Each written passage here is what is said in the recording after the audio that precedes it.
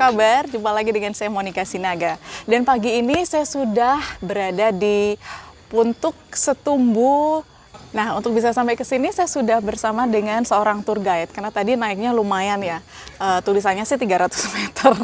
Tapi kalau kata Mbak Cemplon ternyata kita harus menempuh sekitar jarak 500 meter. Jadi kalau nggak biasa olahraga memang tadi agak menggeh bahasa Jermannya. Mbak Cemplon, thank you banget loh udah nyempatin waktu bersama dengan saya. Iya Kak, tapi Pagi kan ini. bisa sampai sini kan kita bisa menikmati keindahan, kita bisa melihat Borobudur seakan-akan kayak di atas awan. Terus kita juga bisa melihat sunrise Puntuk Setumbu, dan kita bisa melihat pemandangan yang ini di sekitar sini begitu indah banget. Kita sambil jalan-jalan yuk. Boleh? Ya.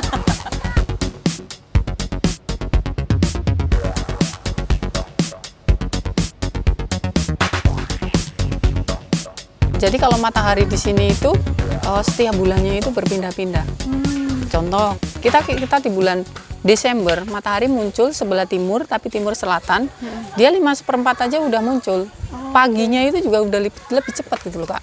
Terus yang lebih menarik lagi itu di bulan Maret dan September, dan pas garis lurusnya Borobudur. Jadi ini Borobudur, matahari baru muncul.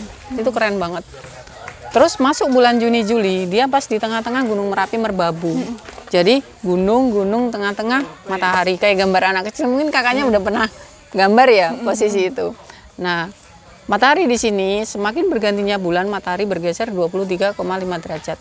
Makanya untuk teman-teman semuanya atau terutama wisatawan, kalau mau datang ke sini, kita lihat bulannya ya. Karena setiap bulannya matahari itu muncul berbeda-beda.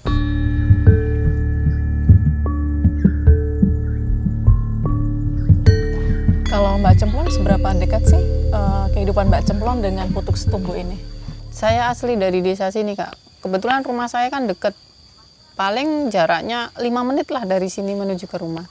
Wow, deket banget ya? Deket banget. Jadi hafal banget ya setiap lekuk-lekuk, posisi-posisi di mana. Ini dari dulu dah seindah ini kah Puntuk Setumbu? Enggak Kak, jadi gini Kak, dulu itu tahun 2004-2005 kita ada fotografer di sini namanya Pak Parno. Dia ngambil view-nya itu pas dilelah bagus banget. Beliau diikutin lomba, fotonya itu diikutin lomba, dapat juara 2 nasional. Nah itu tahun 2004-2005. Terus mulai tahun 2009 itu mulai booming, banyak wisatawan yang ada di sini.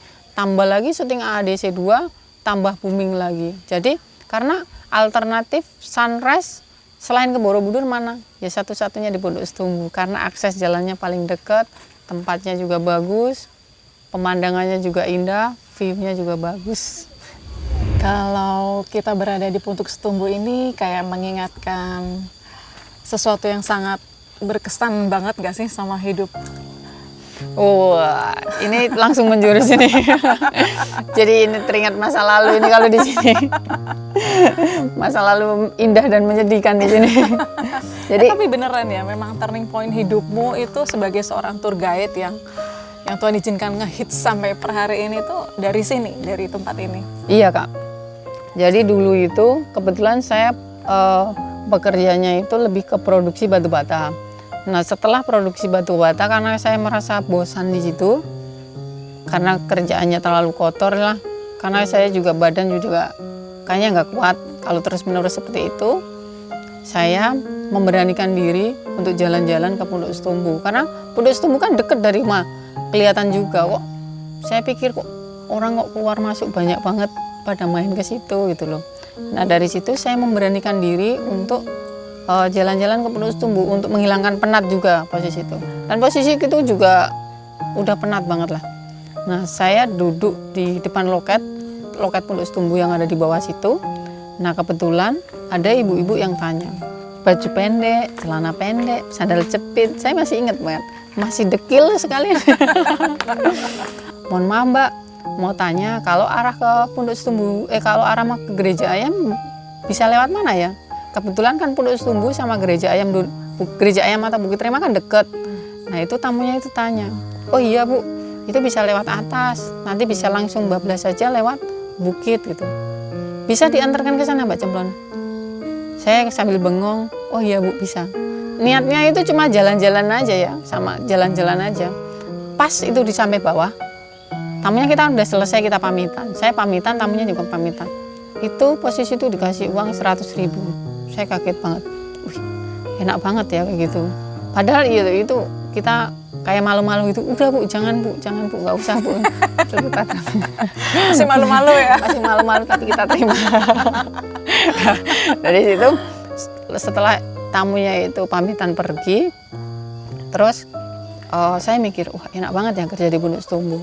Pokoknya aku harus jadi pemandu wisata atau guide yang profesional.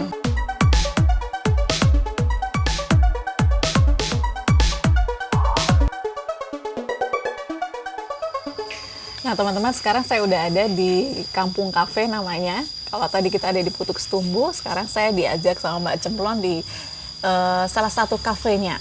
Nggak jauh pokoknya dari Putuk Setumbu. Nah aku menarik banget loh Mbak tadi sama perjalanan kehidupanmu. Iya, Tapi aku ngeliat kamu tuh orangnya tuh sangat passionate banget gitu loh sama tempat ini. Happy gitu. Murah senyum, semuanya kayak dibawa happy gitu. Kamu pernah ngerasain sedih gitu nggak sih? pernah Kak. Dulu, jadi kebetulan saya itu udah punya anak. Namanya anaknya itu Sebastian. Makanya kan Cemplon Sebastian itu saya gabungkan. Jadi di Instagram itu Cemplon_Sebastian. Kalau di Facebook kan juga tetap Cemplon Sebastian karena itu ada penggabungan anakku dengan aku gitu loh.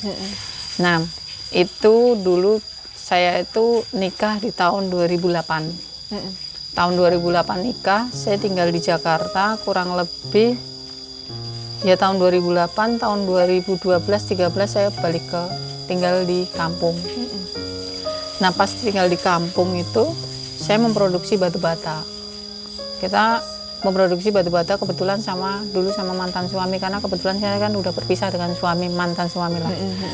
Nah kita memproduksi batu bata. Nah dengan berjalannya waktu mungkin kita kita ada permasalahan sedikit lah Kak, dengan keluarga, dengan suami gitu loh. Nah kebetulan pas saya produksi batu bata itu saya kan bakarnya kan dulu kan lumayan ya, ada yang minimal itu di 15.000 sampai 20.000 batu bata. Wow, banyak produksinya. Ya?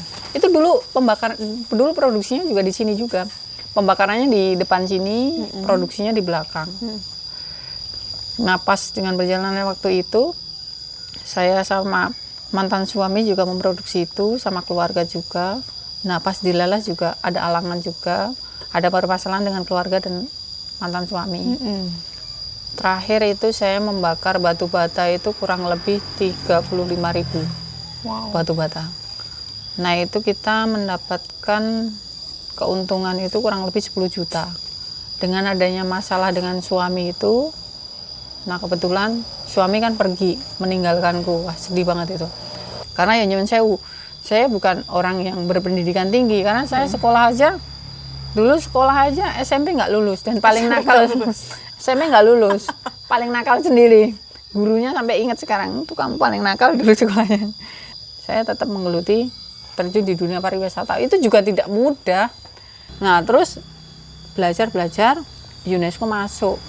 UNESCO ngasih pembelajaran tentang SDM, tentang public speaking, tentang manajemen keuangan, terus tentang marketing online, marketing digital, terus pokoknya tentang branding. Dengan adanya UNESCO itu masuk ngasih pembelajaran itu, saya langsung naik lagi dan lebih gampang lagi untuk melangkah di bidang pariwisata. Secara otomatis skillmu jadi nambah Wah, ya? secara otomatis langsung nambah Makin semua. pede, Iya. makin tebel dompetmu loh Mbak.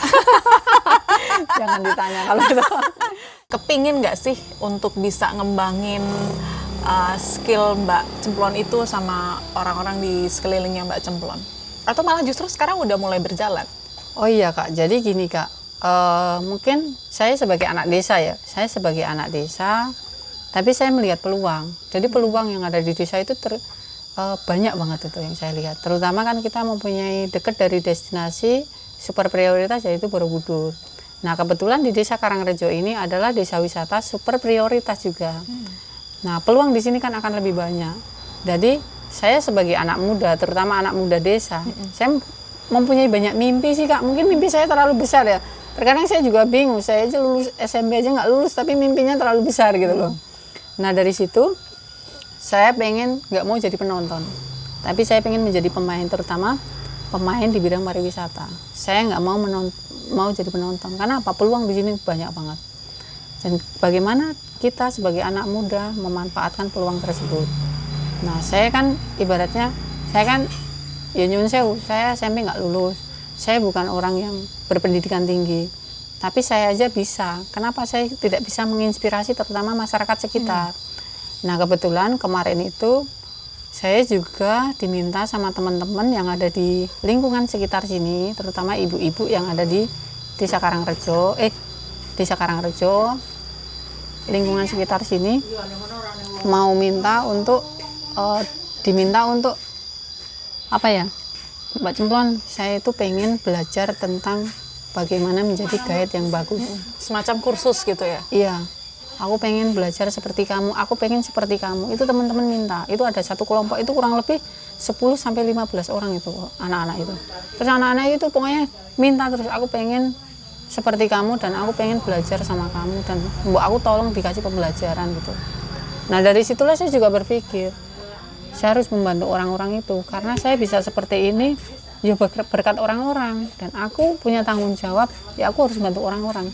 Dan sekarang ya, sebelum teman-teman itu kan jadi pemandu, kemarin kan jadi pemandu biasa ya, belum bisa menjadi melayani tamu dengan baik. Mungkin yang dilakukan teman-teman itu awal mulanya aku yang dilakukan dulu pertama kali, tapi di saat teman-teman itu dikasih pembelajaran, dulunya dia cuma mendapatkan uang 25.000 ngantar tamu, 30.000.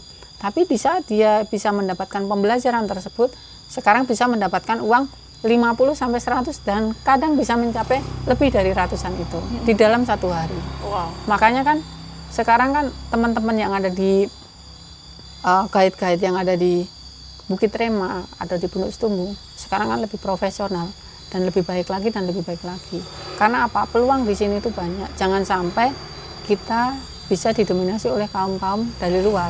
Sebisa mungkin kita sebagai anak desa, terutama masyarakat desa, kita bisa melihat peluang tersebut. Wow. Saya mau kasih plus dulu sama Mbak Cemplon. Mbak, kalau kamu punya mimpi gitu, 5 atau 10 tahun ke depan gitu, nanti suatu hari 10 tahun lagi kita akan nonton video ini gitu. Kamu pengen punya mimpi apa? Kalau mimpi saya mungkin di 5 tahun yang ke depan itu saya akan lebih sukses lagi, dan tambah sukses dan mempunyai beberapa penginapan, terutama hotel yang ada di lingkungan sekitar. Amin, amin. Nah, mimpi saya seperti itu. Dan pengembangan tentang desa wisata Karangrejo akan lebih baik lagi dan lebih baik lagi, terutama di bidang pemberdayaan masyarakat. Masyarakatnya juga akan perekonomiannya juga akan lebih meningkat, terutama masyarakat desa. Itu mimpi saya seperti itu. Dan desa pun akan lebih baik. Thank you Mbak Cemplon. Iya. Udah kasih inspirasi untuk kita semua. Harus Kak, kita sebagai anak muda harus tetap terus buat inovasi-inovasi terus. Karena kita sebagai anak muda, kita waktunya belajar. Di masa tua kita tinggal duduk tumpang tali. Nah kalau misalkan ada teman-teman Ras Ensya ini pingin datang dan main ke Borobudur gitu dan mau pakai jasanya Mbak Cemplon, nanti menghubunginya bagaimana caranya? Oh, bisa langsung ke nomor WA saya, itu 0821 4005 4229. Kalau di Instagram sama Facebook saya itu di Cemplon_Sebastian. Itu aja. Oke. Terus berkarya, tetap jadi inspirasi ya. Amin. Untuk orang-orang khususnya di daerah Borobudur, Karangrejo. Sukses selalu untukmu. Tetap inovasi terus. Tetap terus belajar. Rise and shine, rise and shine, rise and shine.